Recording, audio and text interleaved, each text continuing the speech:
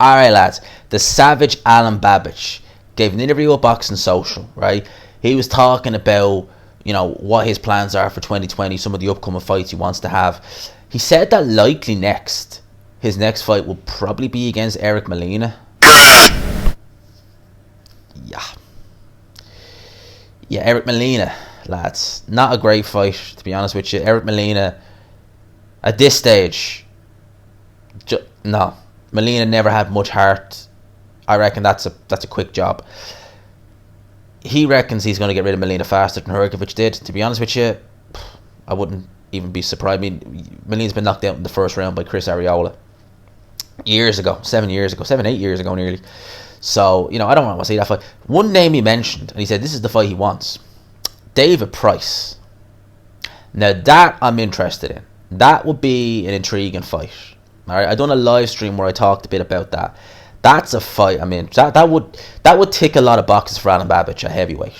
It would, because David Price, 6'8", he's huge, right?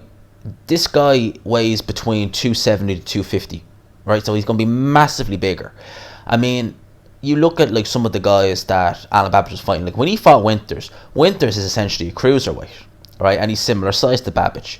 Niall Kennedy as well, not a big heavyweight, similar size to Alen Babic. These guys don't have even an ounce of talent that David Price has. David Price has seen better days, but David Price is still leagues better than those guys, right? He's a lot bigger, he's a lot taller, he weighs a lot more, he hits a lot harder, right? Although, yes, Pricey's seen much better days. I mean, I've done a WTF video on Pricey, which says it all. If y'all haven't seen that, go give it a watch. But that would take a lot of boxes for Babic. I'd make him favourite in that fight. Alen Babic says from a style point of view would be good because I can see where he's coming from. I think Pricey will try and keep that at range because he has a decent jab when he wants to use it. He would use his jab, he would box behind his jab. But what have we always seen with Pricey? Even in fights he's won. When you really start putting it on him and you start getting close with your shots and you really try and force it, and you really try and pressure and put him on it, he tends to capitulate very quickly. And he tends to capitulate because he starts worrying, he starts panicking. Like, you go back and look at his fight with Kamil Sakalowski, right? I remember at the time, Sakalowski, I didn't know much about him, a few others didn't know much about him. I remember the commentary, I think that was either on Boxing, no, that was on IFL, I think. That was actually one of IFL's first stream shows, MTK.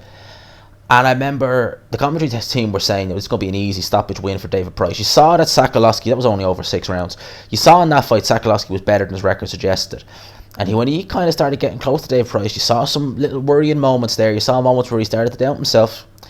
You also saw it against Cash Ali. When Cash Ali was really starting to put it on him before he bit David Price. You could see a few little worrying moments there for David Price. When these fighters put it on David Price, it's not even the chin. It's the mental fragilities, and I've said that. Someone asked me in the comment section of one of my live streams, if Dave Price had a good chin, would he be world champion? I said no, because if he had a better chin than he has, and his chin's not great, yeah, you could say, well, the shots that knocked him out, like the Tony Thompson knockout, the first one, you could say, right, he probably wouldn't have got knocked out by that shot if he had a better chin. Probably not. But yeah, the second fight, his chin didn't let him down. It was his mind. That's been a more worry. That's worse than if you capitulate mentally, that's worse than physically. And that's always been David Price's problem. And I think that against Alen Babic, if Alen Babic is pressuring David Price, is really putting it on him, he's hitting him the head, body, arms, everywhere, I could see David Price capitulating fairly quickly in that type of fight. I could see, because I think he has the demons of some amateur fights and some of the fights he's had in the pro games. I mean, Tony Thompson was all over him like White was, on Rice, when David Price started tiring in their fight. Although he was the precursor to Jarrell Miller, Erkin Tepa, he was all over David Price like a bad smell in their fight when he got wiped out in 2 rounds. Both those guys, well, I know Tepa did, but both those guys had, drug testing issues. Yeah, you could take, I get that, but still, that is not going to take away the trauma of being knocked out and capitulating mentally. Although the Tepa fight was a clean 1-punch knockout, the second Thompson fight was more so just Pricey just running out of gas, just mentally capitulating, all of it just went. Again, we saw with Hammer wasn't really pressuring Pricey that much, but still, when the time got tough in there, Pricey capitulated fairly quickly. We've seen that before from him. At this stage now, he's also injury prone. He's had a few injuries, a bicep injury, I think he had a shoulder injury. Pricey even said in interviews during the summer that he was thinking of what to do next. I'm sure if Eddie Hearn made him a decent offer, he would get in there and fight Alen Babic. Definitely, it would be an interesting fight. It would really tick a lot of boxes for Babic. Babic is there to be hit, right? Make no mistake about it. Someone who can box, keep it at long range, and can move a bit.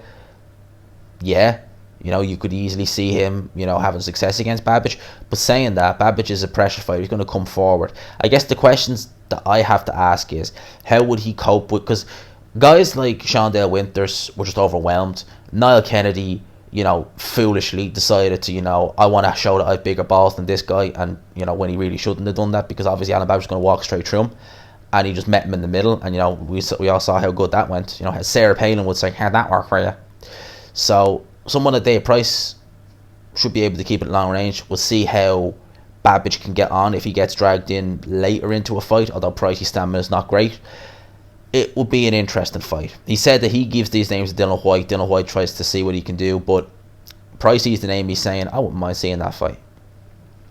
I wouldn't mind seeing that fight at all. I definitely prefer it over Eric Molina. Jesus. I don't want to see that fight. So, interesting one. Babic's career, he's building up this cult following, isn't he? Because it's like Dave Allen has retired for now. That cult following has gone from Dave Allen to Alen Babic. You can imagine if those two had a fight. If they're fans, imagine like Dave Allen comes back, Alen Babic and Dave Allen have a fight, right? And there's fans in attendance. It's going to be like the battle of the cult followings. You'll have the cult following Dave Allen, you have the cult following Alen Babic, and it'd be just like, I'd pick Alen Babic to win that fight, but it'd be like the battle of the cult followings. It's just strange. Babic is less wear and tear than Allen. I don't know, I think Allen will come back. He's less wear and tear than Dave Allen. He's a bit more, just although his English isn't great, it's good enough. He seems a bit more just likeable. Like Dave Allen is just, I get no opportunities. You're fighting Christopher Lovejoy. Or you were meant to fight Christopher Lovejoy on a pay-per-view, and you say you get no opportunities. Come on, man. Come on now. None of that. So yeah, that's my thoughts on this. It's Pricey versus Babic. Yeah, it's an interesting one. Let me know your thoughts in the comment section. Would you give Pricey a chance? Honestly, would you give Pricey a chance in that fight? Let me know your thoughts in the comment section. Lads, I hope you enjoyed the video. If you did, please go on, smash the like button. I know I ask for it a lot. It does help the channel out. Gets up there in the algorithms. That's why, I always ask. I want to get to 4K and then plus as quick as we can. And we want to see where this channel is going. 2021 is going to be a good year for this channel. I want to see where this channel goes.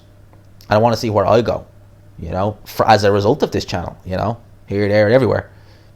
Whether it be MTK Performance Center, wink, anyone knows someone, or, it'd be anywhere. Be doing a Matchroom show, be doing a Frank Warren show. I want to see where this goes.